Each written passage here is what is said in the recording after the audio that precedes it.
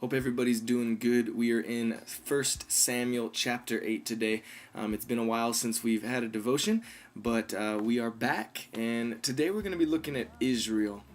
Samuel has been judging over Israel for his whole life, and he's been going through things. And Israel, the people of Israel, start to speak up, and they start to talk about how they want a king to rule over them. And they start to say, Samuel, all the other nations have kings. All the other countries and all the other places, they all have kings over them.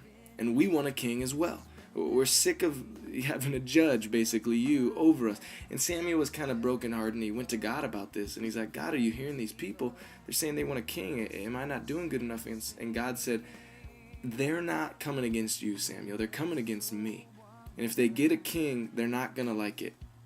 Because he's gonna make their daughters cook. He's gonna make their daughters perform. He's gonna take their sons and he's gonna make them warriors, and he's gonna take their crops. I mean, they don't want a king. And so Samuel went back to the people and he tells them this. And this is what they say. In verse 19, Samuel has just gone to the people and he says, listen guys, you do not want a king. This is what's gonna happen. God has the best interest in mind for you. And this is what the people say. Chapter 8, verse 19. But the people refused to listen to Samuel. No, they said, we want a king over us. Then we will be like all the other nations, with a king to lead us and to go out before us and to fight our battles. And they were looking at what other people had, and they were like, Samuel, no, we want a king. Give us a king. And so God complies, and they eventually are going to get a king. But it's interesting to note here that they're going up against God.